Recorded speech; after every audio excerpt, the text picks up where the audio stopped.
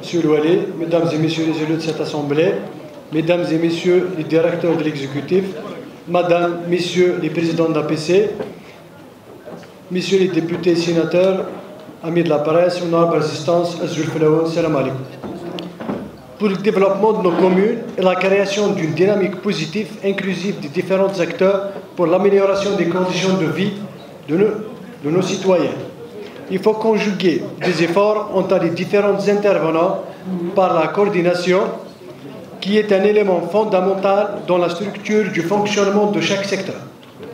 Pour cette raison, nous suggérons à l'ensemble des intervenants, c'est-à-dire les secteurs, de coordonner pour le succès de leur mission.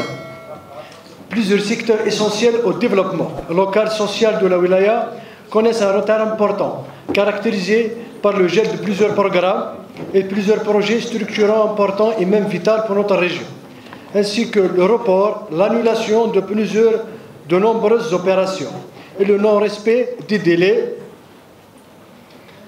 de réalisation et la non-concordance et le manque de coordination entre ces secteurs. Pour ça, certaines directions font preuve de lenteur excessive dans le traitement et l'assainissement des dossiers et des programmes existants qui entravent l'achèvement de ces derniers, qui est une nécessité pour les citoyens de notre wilaya. D'où il est nécessaire d'accentuer sur les procédures et les levées de contraintes afin de favoriser la mise en œuvre efficace et active.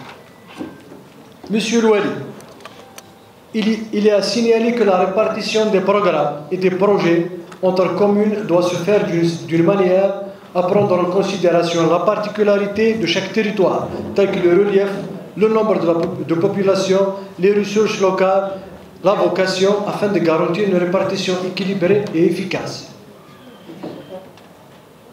Concernant le secteur de l'habitat, parmi les principaux acteurs de la wilaya de Tizi Ouzou, cela se vérifie à travers les vagues d'opérations de relogement et d'aménagement à travers nos communes, que je remercie au passage les responsables de ce secteur et leur dévouement. Des sessions ordinaires et extraordinaires ont été organisées pour l'examen de plusieurs secteurs au sein de cette auguste assemblée durant plusieurs années et a été une occasion pour prospecter, constater et recommander par rapport aux ressources allouées, notamment à celui de la jeunesse et des sports. Sur cela, une insuffisance caractérisante du secteur en matière de couverture géographique, la rationalisation de la ressource humaine et budgétaire. Nous proposons à la DGS d'allouer des équipements adéquats pour les petits aires de jeu qui ont été réalisés pratiquement dans tous les primaires et groupes scolaires par des subventions d'armes. Un point essentiel qui est que la wilaya dispose de plus de 11 pôles urbains et sites à habitat intégrés où il y a eu la projection de plusieurs équipements d'accompagnement dont je rejoins certains amis qui ont fait dans leur intervention ces doléances, soit que ce soit sportif ou de loisirs ou culturels qui ne sont même pas inscrits. Donc nous demandons, Monsieur Louali, l'inscription de ces équipements d'accompagnement qui sont une nécessité pour ces pôles urbains tels que des CSP, des aires de repos et des aires de jeu, etc. Plusieurs opérations de la direction des équipements publics en instance où les entreprises soient à l'arrêt ou bien résiliées sans suite. Tout ça, c'est dû aux non-maturation des études depuis plusieurs années. À l'exemple, la réalisation de plusieurs classes, 2, 3, 4 classes, 4 salles de classe à travers plusieurs établissements dans la wilaya. À l'exemple aussi des logements de fonction, à l'instar des logements du lycée Souama, qui sont laissés à l'abandon depuis plus de 3 ans et qui ont créé un grand glissement sur le chemin de wilaya numéro 10.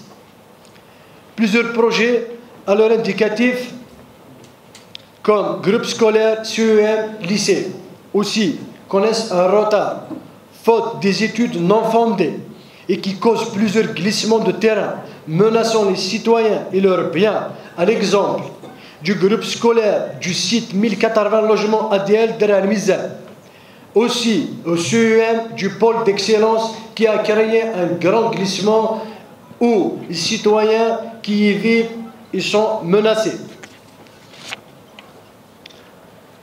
Nous réitérons l'intention encore une fois à l'état des polycliniques et des EPH à travers la wilaya, l'état critique de ces structures vétustes dégradées, ajoutant à le manque d'effectifs, personnel médical et paramédical, à des équipements tels que plateaux techniques, des dégradations et des fissurations de ces structures, sans parler du manque des ambulances pour transporter les malades.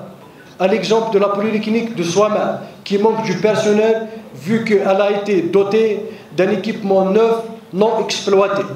Monsieur Louali, j'attire votre attention pour cet établissement qui est d'une nécessité absolue aux habitants de cette région.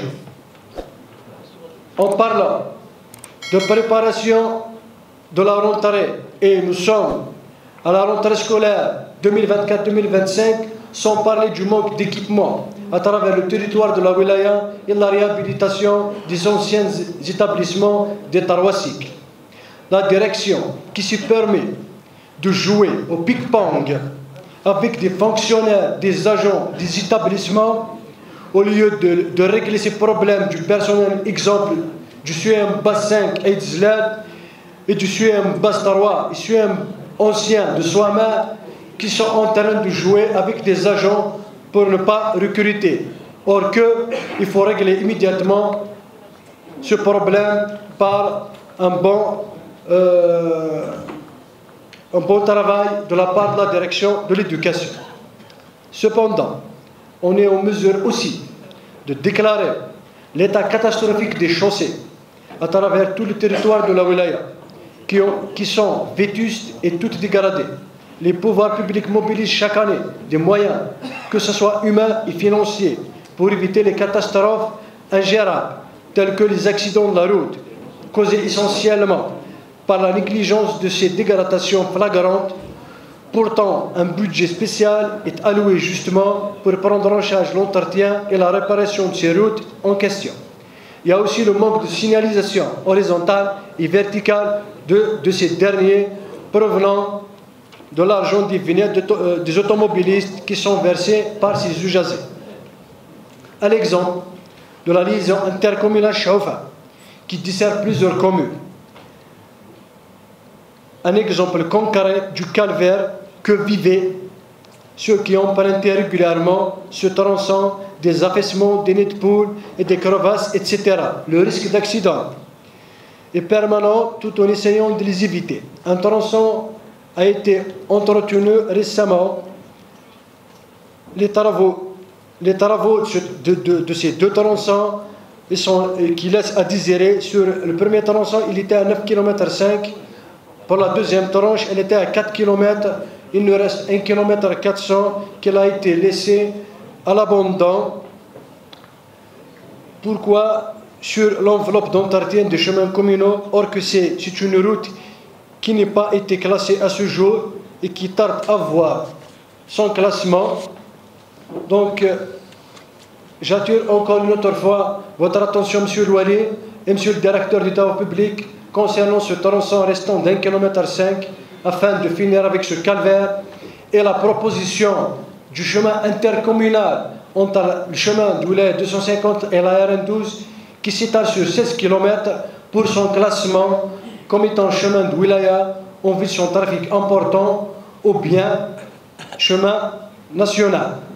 Aussi, concernant la Frisa qui a été récupérée par l'entreprise qui a réalisé cet entretien, il est récupéré par l'entreprise au lieu de le donner aux communes, or que dans le cahier, c'est-à-dire dans le marché, le directeur des travaux publics a bien expliqué que la Frisa est récupérée par les travaux publics, or dans la réalité, elle est récupérée par l'entreprise, et c'est une chose qui devrait donner l'aménagement des pistes de certaines communes pour bien sûr remédier au calvaire que pratiquement les agriculteurs ou bien les pistes forestiers afin de les aménager.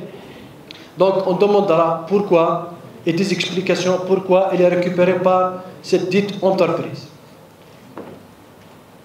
Aussi, nous interpellons maintenant la direction des ressources en eau, l'ADE et l'environnement concernant un grand danger, ce qui est l'oued Fessif Eithlili, qui lie deux communes, Eithlili et Souaman, qui est un DPH, si je ne me trompe pas, monsieur le directeur de l'hydraulique, est dans un état qui laisse à désirer, à l'abandon, sans mots pour le décrire, où existent plusieurs forages contaminés de l'ADE, d'où pourquoi les deux communes souffrent du manque d'AEP, où il y a un grand forage d'un grand débit important qui est exploité par un citoyen gratuitement depuis plusieurs années qui n'a pas été récupéré.